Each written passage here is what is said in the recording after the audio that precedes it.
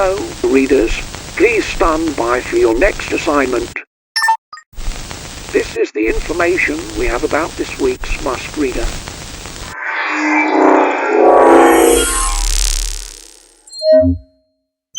You will be reading the book The Three Little Aliens and the Big Bad Robot by Margaret McNamara. But first, please watch the following video for clues to help us figure out who the reader really is.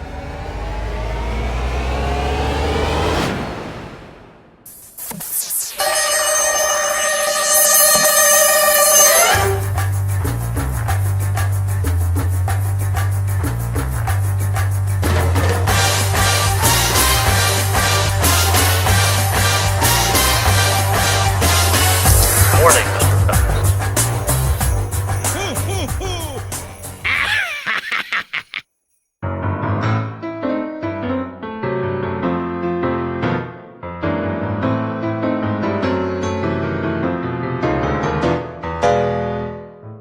I may now be a Grinch, known to be grumpy and mean, but I am joyful and funny when I am actually seen. And I am thankful, yes thankful, for the job that I do, and for my family, friends, and every student, yes you. Whether you know it or not, you bring a party to my day. You make school time so fun, oh so fun, yes I say.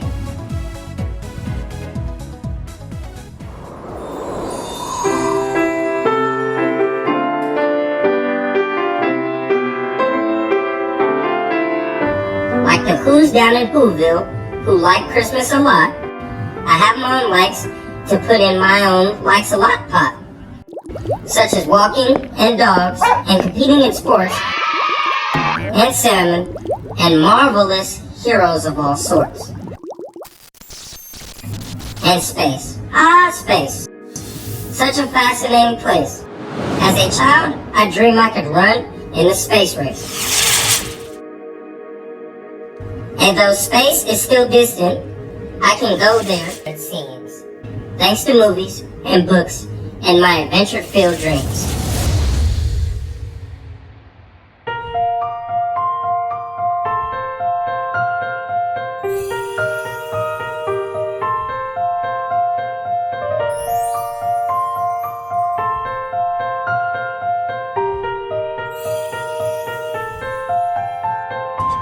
But my greatest achievement, I'll now bounce off you. It makes me so proud, I'll give you this clue. I strive to set an example whenever I can, to be a leader, a thinker, a kind, hard-working man. So today, I'm a Grinch, but it is just a disguise. For underneath this Grinch is the most thankful of guys.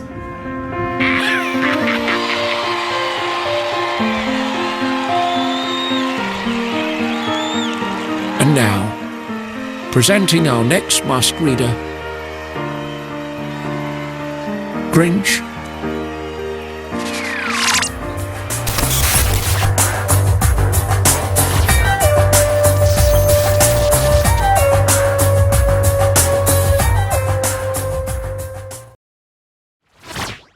The Three Little Aliens and the Big Bad Robot by Margaret McNamara.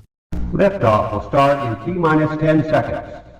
10, 9, 8, 7, 6, 5, 4, 3, 2, 1. We have ignition.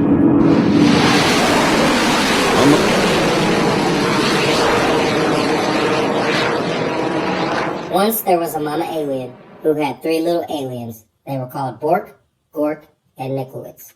Bork, Gork, and Nikolitz grew up in an old-fashioned house in a snug, cozy crater on a tiny little planet. As the eons passed, their house got too crowded.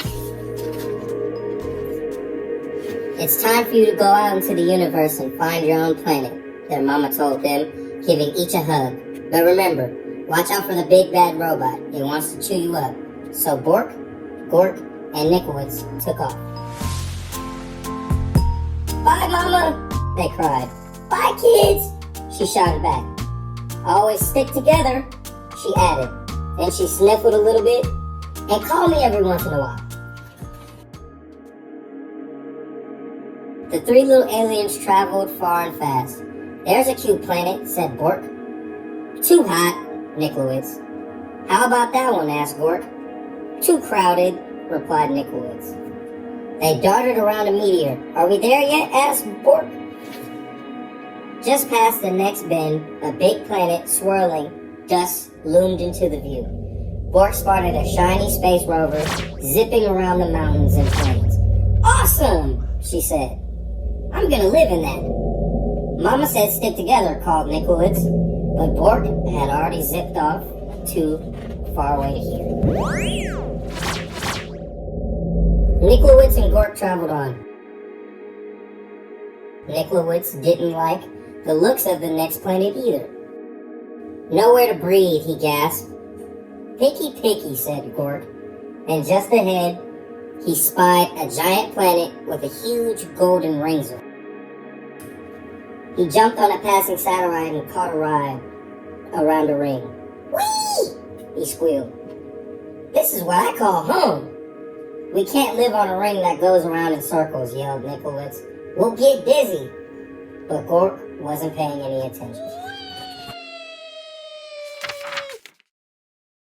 Now, Niklowitz was all alone. He traveled deeper and deeper into space until he spotted a massive blue planet far out of the galaxy. It had 13 moons and a refreshing breeze. This place is far away where I'll build my home, he said. It'll be safe from the big bad robot. Niklowitz found everything he needed to make sturdy walls. He gathered stardust to keep his home bright and found solar panels to keep it warm. Then he grabbed a tall, shiny telescope. This will do for a chimney, he said, though no one heard him.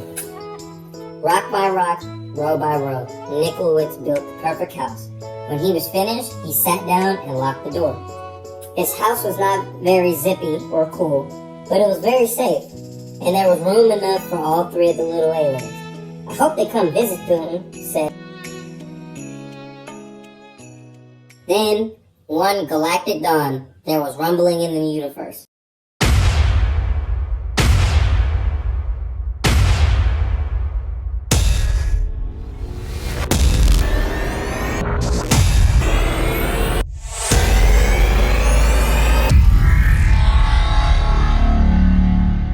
Breathe, eat. It was the big bad robot. Bork was so busy on her swirly red planet that she couldn't hear the robot's call. She didn't feel its giant footsteps as it leapt from star to star, and she didn't see the robot until it was right in front of her rover. Little alien, bleeped the robot. Pull over. Not by the wheels of my trusty space rover, cried Bork bravely. Then I'll crack and smack and whack your house down. Meet the robot. And just like that, the robot cracked, smacked, and whacked Bork's shiny rover into 100 pieces. As fast as the sound of speed, Bork jetted away, the robot close behind her. Just as the robot was about to eat her up, she spotted Gork's satellite house. Gork, help me, she cried. But Gork was having too much fun surfing on the rings of his giant planet that he didn't hear Bork's cries. He didn't see the robot chomping on comets, ripping open black holes until the big bad robot caught Gork's satellite in his huge metal claw. Little alien, it broinked. Come out of hiding. Not by the orbit of this ring I'm riding, cried Gork stoutly. Then I will shatter and clatter and scatter your house down, groaned the robot.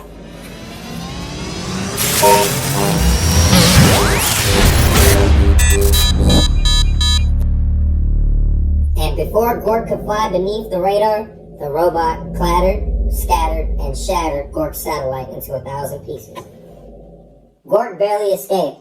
Over here, called Bork. Stick together! At the speed of light, Bork and Gork blasted out into space, with the big bad robot getting closer all the time. Where can we hide? Asked Gork. Let's find Niklowitz, cried Bork. He'll know what to do.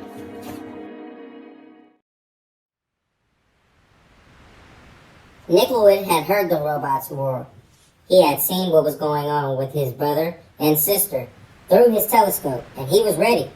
He flashed his solar panels halfway across the universe. There he is, cried Bork and Gork. They zoomed to Niklowitz's house as fast as a hurtling asteroid. Get inside, cried Niklowitz. No time to waste.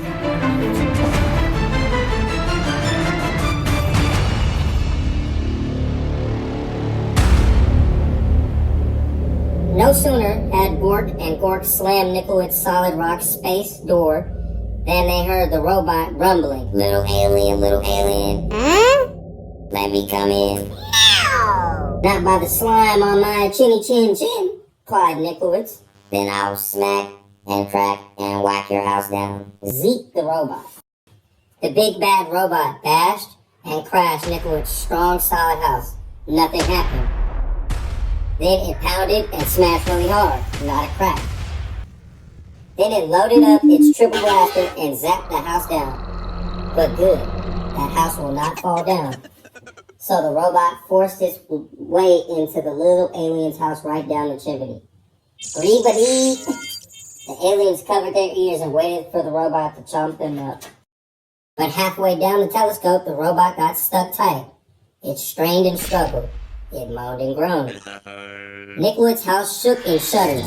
But did it fall down? It did not. The robot gave one more mighty cry and it burst into a million pieces.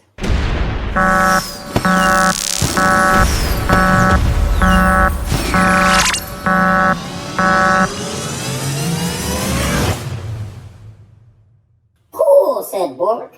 Awesome, said Gork. Just as I planned, said Niklowitz. There's just one thing missing, said Bork. Phone home, said Gork. So did Niklowitz.